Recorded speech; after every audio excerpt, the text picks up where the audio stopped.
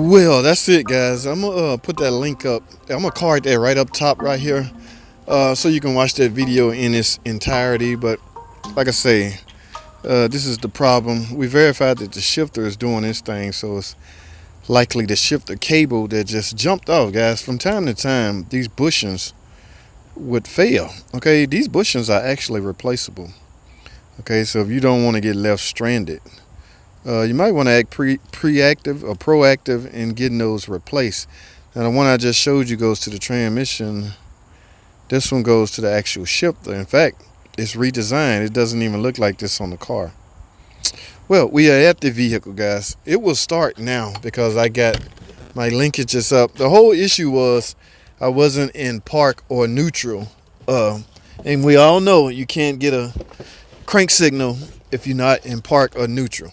That is a safety feature that was put in place, guys. Okay, I discussed all of that in that video. But for now, let's get this one in the shop and get this shifter cable replaced. Shouldn't be that hard, guys. Gotta get it up in the air. Yes, thank goodness for lifts, because I would hate to get on the ground and do this on the ground. All right, we got work to do. Let's get it. All right, guys, we got her in the shop. First thing first, guys, we got to get this center console. We got to get this out of the. We got to get this out, okay? Because we're trying to gain access to the shifter. Now, this console is held on one on the other side, one on the back side of here, and one on that side. It's about a T30, I want to say. So I got those removed. Now, let me see. Did I clear enough room? Let me put this in gear to get this straight up. I knew I was going to have a hard time. I got to let this all the way back.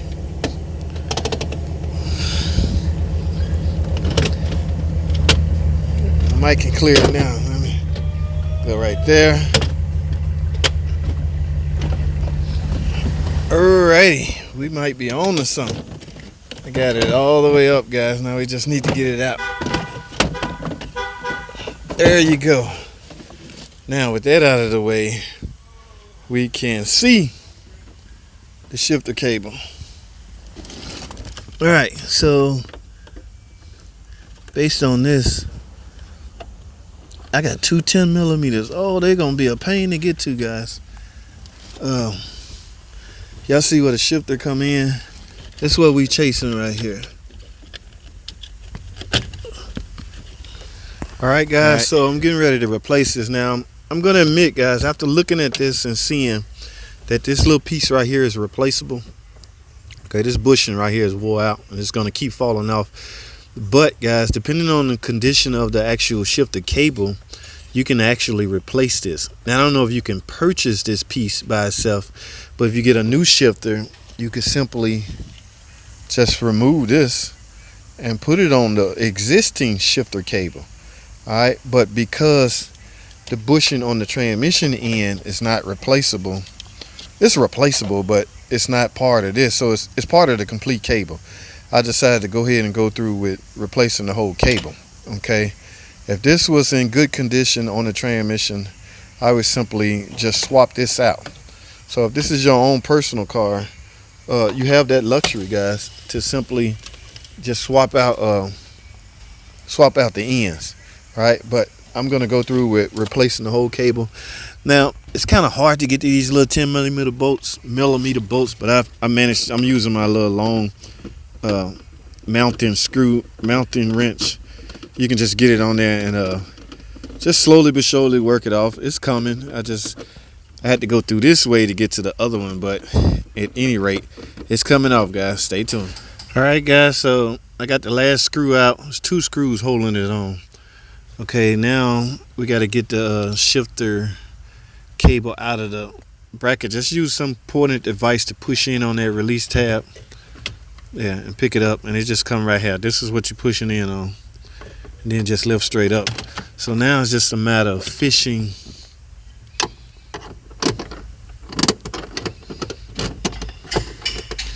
Okay, now I have to let the car up in the air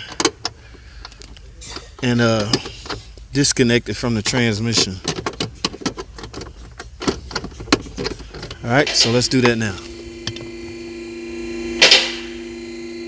Alrighty, guys, I got it loose from the bracket.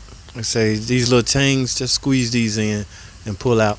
Okay, so I'm gonna fish this whole thing all the way through the inside, okay, because that's where my grommet at. All right, so now I gotta let it back down. We're gonna fish this out from the top. All right, let's get it. Ooh, ready, guys. Now everything is loose. Let's see if we can fish this joker out from under here. Yeah, here we go. Come on to Papa, baby. Hope I don't get snagged on anything. Come on, come on. Come to Papa. Don't snag up on nothing. Come on to Papa. There we go. I got it, guys. Alrighty. Let's lay that right there. That is the old shifter. That is the reason why this Jeep would not start. Okay. Now they came in complaining about shifting and starting. So you basically can put two and two together. And again, guys, I would have simply swapped this over to this and made the repair on the car had it not been for this end. Okay, there's small little cracks on this, so this is on its way out. And besides, the customer paid for a complete cable. Why not give them a complete cable? All right, guys, I'm done. I'm not going to film installation because it's pretty much a removal. It's pretty much a reversal of the removal process. Okay? Hold on, guys. You're not quite done. Okay, yes, you got the shifter on there. You got it locked on the bottom on the actual physical transmission. You got the transmission manual level physically all the way into park. Okay, so you got this hooked up. You got this hooked up to the leveler of the shifter. Now, only thing left, guys, is adjustment.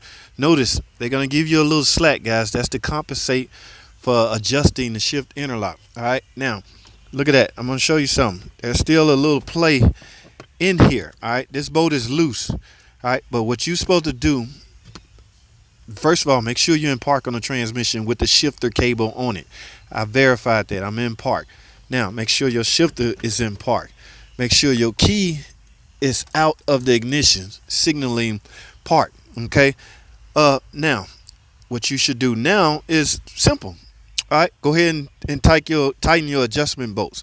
That is the adjustment bolt. Over time, this will wear and you might have to adjust it for to get everything right. That's why it's an adjustment. They can't put it right on the money because there's no two cars, there's no two assemblies the same. Okay, so you have to leave room for adjustment. Now I have that tight. Remember, make sure everything is in park. Now, last but not least is verifying, guys. You don't want to give the customer's car back until you verify everything is on point. Here's what I'm talking about. All right, guys, I'm back in the car. I'm in park. Now, what I'm going to do to verify, first of all, I should not be able to shift this into gear without the key in it or my feet on the brake. Let's see. And I can't. That's okay. Now, let's put the key in the ignition and turn it. Let's see if we can shift it. Okay, you should not be able to shift that simply because the brake interlock is activated. Now, when I press on the brake, I should be able to shift it. Okay, we got that adjustment right. Now, one of the last things we need to verify is if the car will start in park and neutral, which is why it came in the first place. As we sit right now, I'm in park. Let's see if it'll start. Yes, let me turn it off. Let me go into neutral. Remember, guys, I have to put my foot on the brake and turn the key on. The key sends power supply to the interlock. All right, now let's go into neutral and see if I start. I do. Now, let's test these safety features to see if they work. Notice, guys, I cannot remove the key yet because I'm not in park. All right, once I go into park, that's another safety feature. You should be reminded that your car is not in park when you get out of it. And you will be reminded because when you go for the key, it would not come out. All right, well, we need to verify if this safety feature is intact. Let's turn the key back on, press on the brake. Let's go into reverse. We're in reverse now. You should not technically be able to start this car. I have the emergency brake on just in case. Let's see. And I can't. I'm in reverse. Now, let's try drive. Neutral, drive. And ladies and gentlemen, I can't. All right, so ladies and gentlemen, all my adjustments are on point. Go back to park. I should be able to remove the key. I should be able to start it. This car is fixed. All right, I went over with you several things. I hope you picked something up out of this. And guys, don't be limited to remembering this from a Jeep Wrangler standpoint. This same theory applied to most cars out there, not even just Chrysler, Jeep, Dodge. It apply.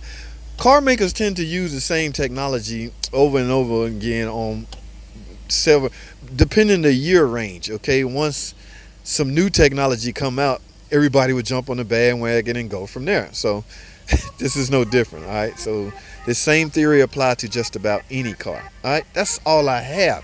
Thanks for watching. Comment, subscribe, and I'll see y'all in the next video.